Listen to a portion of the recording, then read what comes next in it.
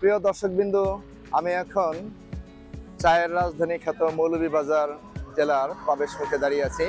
এখানে একটি স্মৃতিফলক লাগানো আছে, স্বাগতম মৌলভীবাজার জেলা পরিষদের পক্ষ থেকে। পাশে দেখতে পাচ্ছেন চা বাগান, সুন্দর একটি চা বাগান, এটা মৌলভীবাজার জেলার। এবং সবচেয়ে বিশেষত্ব হচ্ছে আমরা এখন দাঁড়িয়ে আছি মৌলভীবাজার জেলার প্রবেশ মুখের যে একটি ভাস্কর্য রয়েছে, চায়ের দেশে স্বাগতম। এখানে একটি চা কন্যার ভাস্কর্য তৈরি করা হয়েছে। চা বাগানে যে আমাদের নারী শ্রমিকেরা কাজ করে তাদের উদ্দেশ্যে জেলা প্রশাসন মৌলভীবাজারের পক্ষ থেকে এই চা ভাস্কর্যটি, চা কন্যার ভাস্কর্যটি তৈরি করা হয়েছে। এটি হচ্ছে সেই বিখ্যাত চায়ের দেশে স্বাগতম বলে পরিচিত সেই চা কন্যার ভাস্কর্যটি।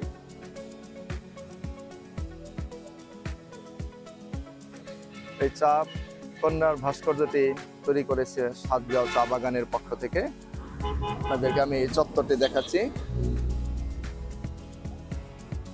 চা কন্যার ভাস্কর্য, চা কন্যার ভাস্কর্যের শুভ উদ্বোধন করেন বেগম লাইলা রহমান কবির, প্রাক্তন চেয়ারম্যান বাংলাদেশ চা সংসদ।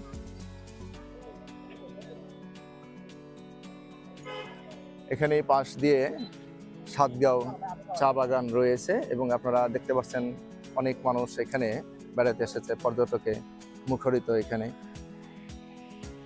এই জায়গাটি, চা বাগানের। এই ভাস্কর্যটি একটি বিখ্যাত ভাস্কর্য।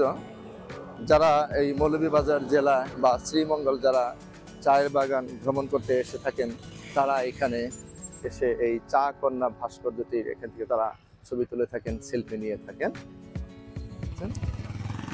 এটি ঢাকা মৌলভীবাজার জেলার হাইওয়ের ঠিক পাশেই অবস্থিত এই ভাস্কর্যটি। সেই সাথে এখানে এখন লেখা হয়েছে ইংরেজিতে ওয়েলকাম টু শ্রীমঙ্গল। এখানে বিভিন্ন সময় বিভিন্ন পর্যটক এসে থাকেন, তারা এখানে এসে ছবি তুলে থাকেন। এর পাশেই পিছনে চা বাগান রয়েছে। চা বাগান দিয়ে অনেকে এখান থেকে উঁচু টিলা দিয়ে চায়ের বাগানের ভিতরে প্রবেশ করতেছে। ছোট বড় বাচ্চা থেকে শুরু করে সকল পর্যায়ের লোকজন এই চায়ের জেলা মৌলভীবাজার ভ্রমণ করতে এসে থাকেন। চমৎকার একটি চায়ের বাগান। আপনারা যারা মৌলভীবাজার জেলা বা শ্রীমঙ্গলে চা বাগান ভ্রমণ করতে আসবেন, তারা অবশ্যই এই চায় কন্যা ভাস্কর্যের এখানে আসবেন। সুন্দর একটি জায়গা, এখানে সেলফি তোলার জন্য, ছবি তোলার জন্য। আপনার মৌলভীবাজার এবং শ্রীমঙ্গল চায়ের এলাকা ভ্রমণ করে স্মৃতিপটে রেখে দেওয়ার জন্য, স্মৃতিতে আপনার চায়ের দেশে ভ্রমণকে অমলিন করে স্মৃতিতে ধরে রাখার জন্য এই চা কন্যা ভাস্কর্যটি সাথে একটি সেলফি আপনার জন্য স্মরণীয় হয়ে থাকবে। এবং আপনারা এখানে ভ্রমণ করতে আসলে এর পাশেই দেখবেন রাস্তার পারে শ্রীমঙ্গলের বিখ্যাত আনারস। যদিও আনারসের সাইজগুলো খুব বেশি ছোট মনে হচ্ছে। কত টাকা করে পিস এটা? দেখা যাচ্ছে ইতিমধ্যে আমাদের কিছু দর্শক এবং পর্যটক বৃন্দ যারা এখানে এই মৌলভীবাজার চায়ের রাজ্য ভ্রমণে এসেছে, তারা অনেকে মজা করে এই আনারস খাচ্ছে।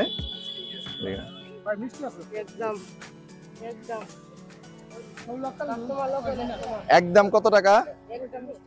একদম 20 টাকা। দামটা একটু বেশি হয়ে যাচ্ছে মনে হচ্ছে।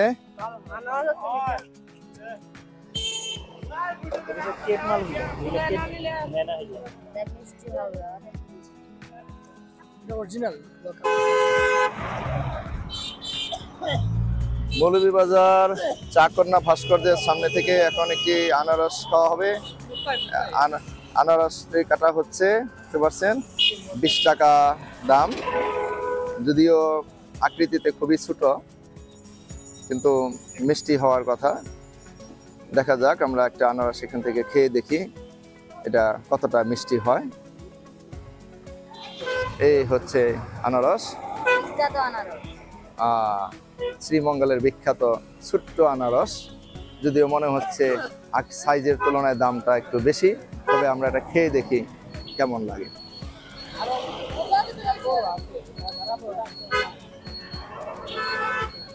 হ্যাঁ বন্ধুরা, যদিও এর সাইজটি খুবই ছোট, কিন্তু আনারসটি কিন্তু চমৎকার মিষ্টি।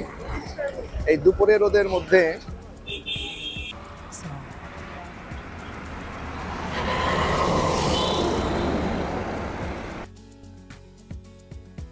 বন্ধুরা, আমি এখন আছি চায়ের রাজ্য খ্যাত শ্রীমঙ্গলে। এটি বাংলাদেশের বহু প্রাচীন একটি চায়ের বাগান, ফিনলে টি এস্টেট। আমি এখন ফিনলে টি এস্টেটের চা বাগানের মাঝখান দিয়ে ঢাকা শ্রীমঙ্গল যে হাইওয়ে রাস্তাটি চলে গিয়েছে সেই রাস্তা ধরে হাঁটতেছি। আপনারা আমার পাশ দিয়ে রাস্তার ডান পাশ থেকে যে গাছগুলো দেখতেছেন, এগুলো হচ্ছে চা বাগানের পরে যে গাছগুলো ছায়ার জন্য। এখানে বিশাল একটি চায়ের বাগান রয়েছে, আপনাদেরকে আমি দেখাচ্ছি দুই পাশ দিয়ে চায়ের বাগান।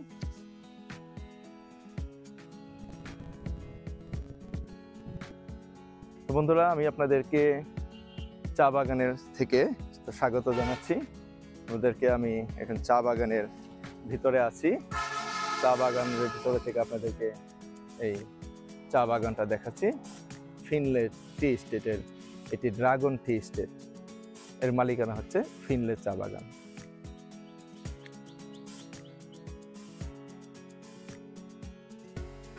আপনারা দেখতে পাচ্ছেন যে এখানে যে চায়ের বাগানটি রয়েছে, বিস্তীর্ণ এলাকা জুড়ে একটি চায়ের বাগান, এবং চা গাছের উপর দিয়ে এই চা গাছগুলোকে ছায়া দেওয়ার জন্য আরো বড় যে গাছগুলো লাগানো হয়েছে, এখানে বিভিন্ন কৃষ্ণচূড়া জাতীয় গাছ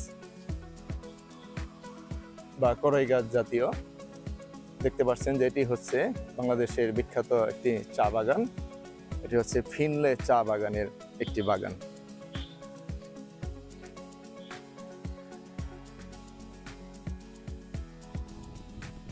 চা বাগানের ভিতরের দৃশ্যটি খুবই সুন্দর। আপনারা যে কেউ চা বাগানে ভ্রমণ করতে আসলে আপনাদের খুবই ভালো লাগবে, কারণ চা বাগানের পরিবেশটি হচ্ছে অন্যরকম একটি পরিবেশ। এখানে বড় ছায়া জাতীয় বৃক্ষ রয়েছে, তার নিচ দিয়ে এভাবে চা গাছগুলো রোপণ করা হচ্ছে। আমি আপনাদেরকে একটি চা গাছের দেখাচ্ছি। চায়ের পাতা আছে, এটা হচ্ছে চায়ের পাতা। এখানে বলা হয় দুটি পাতা একটি কুড়ি।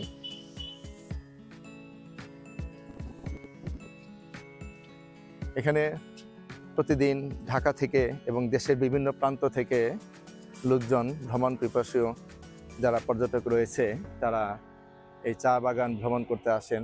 শ্রীমঙ্গলে যারা ভ্রমণ করতে আসেন তারা চায়ের বাগানে আসেন, চায়ের বাগানে তারা ছবি তুলেন, ভিডিও করেন। খুবই সুন্দর একটি দৃশ্য এবং দারুণ একটি অভিজ্ঞতা এই চা বাগান ভ্রমণ করা। আপনারা দেখতে পাচ্ছেন যে চা বাগানগুলো কেমন হয়।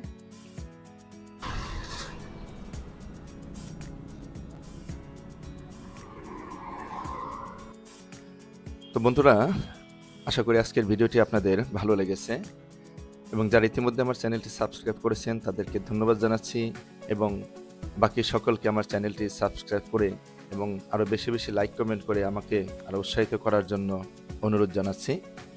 তো আপনাদের সাথে আবার দেখা হবে নতুন কোনো স্থানে, নতুন কোনো ভিডিওতে। ভালো থাকবেন সবাই। আল্লাহ হাফেজ।